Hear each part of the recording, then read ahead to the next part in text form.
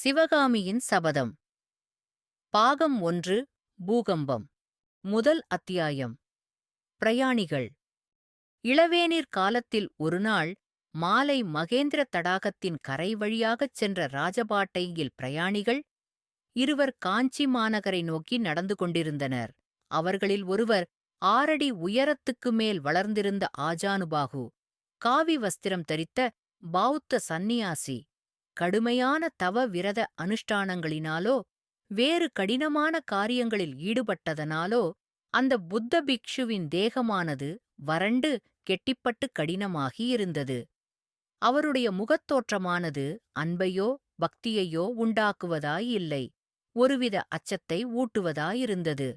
இன்னொரு பிரயாணி கட்டமைந்த தேகமும் களை பொருந்திய முகமும் உடைய 18 பிராயத்து இளம்பிள்ளை பிரயாணிகள் இருவரும் வெகு தூரம் வழிநடந்து களைப்புற்றவர்களாகக் காணப்பட்டார்கள்.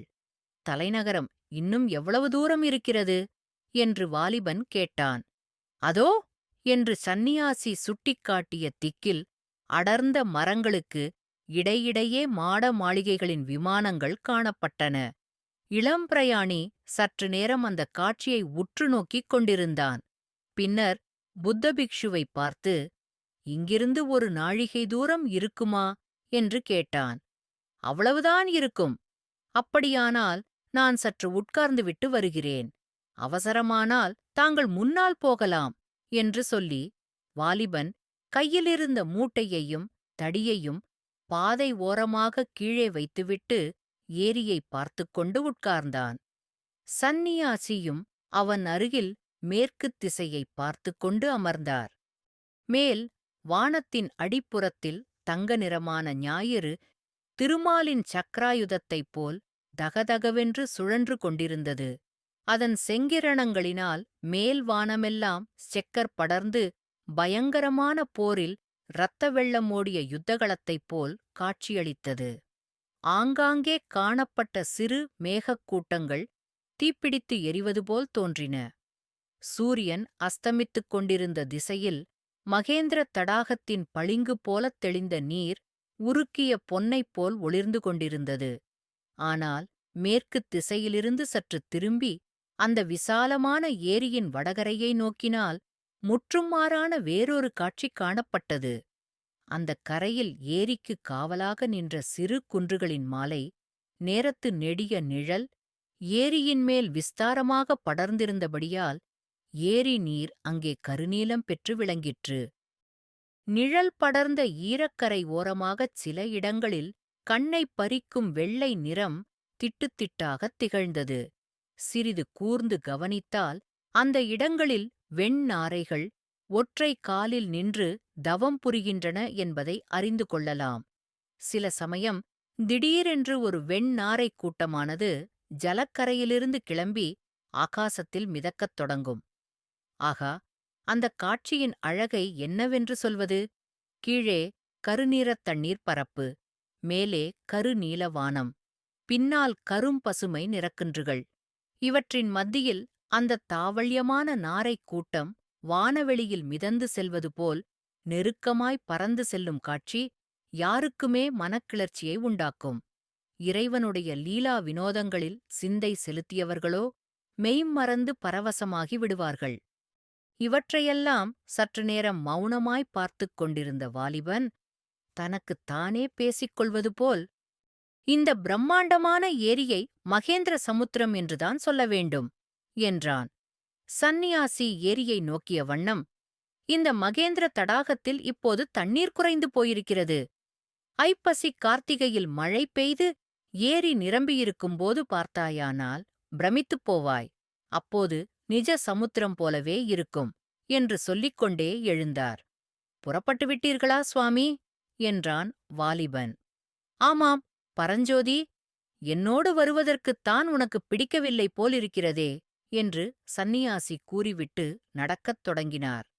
பரஞ்சோதி என்ற அவ்வாலிபனும் மூட்டையையும் தடியையும் எடுத்துக்கொண்டு அவரைத் தொடர்ந்து நடக்கலானான். சாலையில் போவோர் வருவோர் கூட்டம் அதிகமாயிருந்தது. பிரயாணிகள் ஏறிய வண்டிகளும் நெல்லும் வைக்கோலும் ஏற்றிய வண்டிகளும் சாரி சாரியாய்ப் போய்க் கொண்டிருந்தன. சாலைக்கு அப்புறத்தில் முதிர்ந்த கதிர்களையுடைய செந்நெல் வயல்கள் பரந்திருந்தன. கதிர்களின் பாரத்தினால் பயிர்கள் தலை சாய்ந்து விழுந்து கிடந்தன. ஆங்காங்கே சில வயல்களில் குடியானவர்கள் அறுவடையான கற்றைகளைக் கட்டிக் கொண்டிருந்தார்கள். வயல்களிலிருந்து புதுநெல், புது வைக்கோலின் நறுமணம் கம்மென்று வந்து கொண்டிருந்தது. சற்று தூரம் போனதும் ஓர் அழகிய கிராமம் தென்பட்டது. அந்த கிராமத்தைத் தாண்டியதும் புதுநெல் மணத்துக்குப் பதிலாக மல்லிகை முல்லை மலர்களின் நறுமணம் சூழ்ந்தது. அந்த மணத்தை மூக்கினால் நுகர்வது மட்டுமின்றி தேகம் முழுவதனாலும் ஸ்பரிசித்து அனுபவிக்கலாம் என்று தோன்றியது. ஆகா என்றான் வாலிபன். அவனுக்கெதிரே கண்ணுக்கெட்டிய தூரம் நந்தவனங்கள், மல்லிகை முல்லைப் புதர்களின் மீது வானத்து நட்சத்திரங்கள் வந்து படிந்ததுபோல் குண்டு மல்லிகைகளும் முத்து முல்லைகளும் கலீரென்று பூத்துச் சிரித்துக் கொண்டிருந்தன. இந்த வெண்மலர் பரப்புக்கு இடையிடையே தங்க நிறச் செவ்வந்திப் பூக்களின் காடும் காணப்பட்டது. இவ்வளவு பூவையும் என்னதான் செய்வார்கள் என்று வாலிபன் கேட்டான். இவற்றில் பாதி கோயில் தெய்வங்களுக்கு அர்ப்பணமாகும். மற்ற பாதி காஞ்சி நகரத்துப் பெண் தெய்வங்களின் கூந்தலை அலங்கரிக்கும். அதோ என்று சட்டென நின்றார் சந்நியாசி. சர சரவென்று சாலையின் குறுக்கே ஒரு பாம்பு ஊர்ந்து சென்று நந்தவனத்துக்குள் புகுந்து மறைந்தது. இந்த மல்லிகை மணத்துக்குப் பாம்புகள் எங்கே என்று காத்திருக்கும் என்றார் சந்நியாசி. பாம்பு மறைந்ததும் இருவரும் மேலே சென்றார்கள். சற்று நேரம் மௌனம் குடிகொண்டிருந்தது. பரஞ்சோதி கழுக்கென்று சிரித்தான். எதை நினைத்துச் சிரிக்கிறாய் என்றார் சந்நியாசி. பரஞ்சோதி சற்று நேரம் பேசாமல் இருந்துவிட்டு, இல்லை அடிகளே, மத்தியானம் அந்தச் சர்ப்பத்தைக் கொன்று என்னைக் காப்பாற்றினீர்களே, நீங்கள் புத்த பிக்ஷுவாயிற்றே, ஜீவஹத்தி செய்யலாமா என்று நினைத்துச் சிரித்தேன் என்றான். தன்னைக் கொல்ல வந்த பசுவையும் கொல்லலாமல்லவா என்றார் புத்த பிக்ஷு. ஆனால் பாம்பு தங்களைக் கொல்ல வரவில்லையே, என்னைத் தானே கொல்ல வந்தது என்றான் பரஞ்சோதி ஏளனமான குரலில். என் சிஷ்யனை நான் காப்பாற்ற வேண்டாமா என்றார் பிக்ஷு. சிஷ்யனா? யாரைச் சொன்னீர்கள்? ஆமாம், நீ என் உயிரை ஒரு சமயம் காப்பாற்றினாய். அதற்குப் பிரதியாக தங்கள் உயிரை நான் காப்பாற்றினேனா? எப்போது? 300 வருஷங்களுக்கு முன்னால். என்ன? 300 ஜென்மத்தில். ஓஹோ, தாங்கள் முக்காலமும் உணர்ந்த முனிவர் என்பது தெரியாமல் கேட்டுவிட்டேன். க்ஷமிக்க வேண்டும். சந்நியாசி மௌனமாக நடந்தார். மறுபடி பரஞ்சோதி, சுவாமி, இனிமேல் வரப்போகிறது கூடத் தங்கள் ஞான திருஷ்டியில் தெரியுமல்லவா என்று கேட்டான். வரப்போகிறது ஒன்றைச் சொல்லட்டுமா? சொல்லுங்கள். இந்த நாட்டுக்குப் பெரிய யுத்தம் வரப்போகிறது. பெரிய யுத்தமா? ஆமாம், மகா பயங்கரமான யுத்தம். பாலாறு இரத்த ஆறாக ஓடப்போகிறது. மகேந்திர தடாகம் இரத்தத் தடாகமாகப் போகிறது. ஐயோ, பயமாயிருக்கிறதே. போதும் அடிகளே. சற்று பொறுத்து மறுபடியும் பரஞ்சோதி, நாட்டின் சமாச்சாரம் எனக்கிதற்கு, சுவாமி, என் விஷயமாக ஏதாவது தெரிந்தால் சொல்லுங்கள் என்றான். இன்று ராத்திரி உனக்கு ஒரு கஷ்டம் ஏற்படப் போகிறது. சிவசிவா, நல்ல வாக்காக ஏதாவது சொல்லக்கூடாதா? புத்த பகவானுடைய அருளால் அந்தக் கஷ்டம் நீங்கும். நான் சைவனாயிற்றே, புத்தர் எனக்கு அருள் செய்வாரா? புத்தருடைய கருணை எல்லையற்றது. அதோ வருவது யார் என்று கேட்டான் பரஞ்சோதி.